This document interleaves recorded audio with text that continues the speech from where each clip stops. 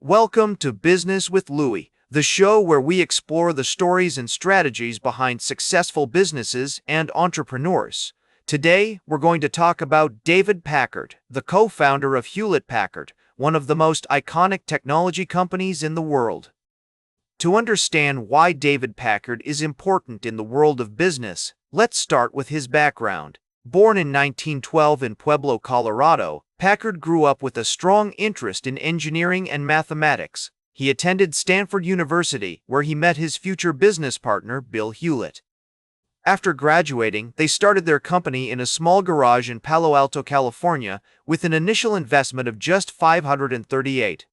The core principles that guided David Packard's approach to business were innovation, quality, and customer satisfaction. He believed that the key to success lay in creating products that met real needs and exceeded customer expectations. This philosophy is reflected in the company's first product, an audio oscillator, which was designed to test sound equipment. The oscillator was a huge success, and it paved the way for Hewlett-Packard's future growth. One of the most significant contributions David Packard made to the business world was his emphasis on management by objectives.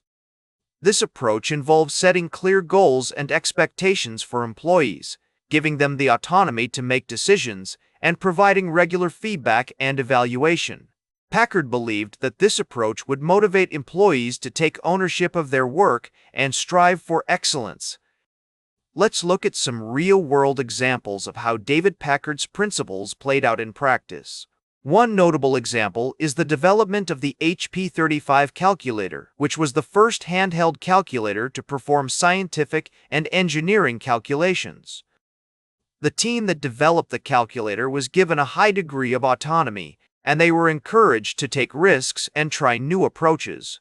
The result was a product that revolutionized the way engineers and scientists worked.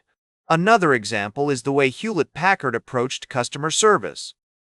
Packard believed that customers should be treated with respect and dignity, and that their needs should be met promptly and efficiently. This approach led to the development of a comprehensive support system, which included training programs for customers, as well as a network of authorized service providers. So, how can you apply David Packard's principles in your own business or career? First, start by defining your core values and objectives. What matters most to you, and what do you want to achieve? Then, empower yourself and others to make decisions and take ownership of their work. Focus on building a culture of innovation, quality, and customer satisfaction, and don't be afraid to take risks and try new things. For example, let's say you're starting a small business that provides consulting services to entrepreneurs. You could apply Packard's principles by setting clear goals for your employees, giving them the autonomy to make decisions, and providing regular feedback and evaluation. You could also focus on building strong relationships with your clients and providing them with exceptional service and support. Of course, there will be challenges along the way.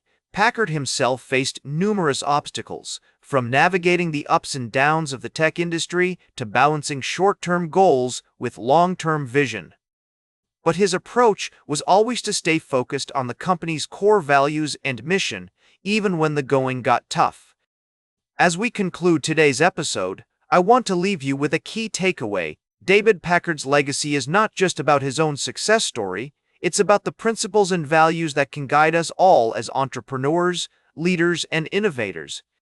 By embracing innovation, quality, and customer satisfaction, and by prioritizing community service and social responsibility, we can build companies and careers that are not only successful, but also meaningful and sustainable. That's it for today's Business with Louis.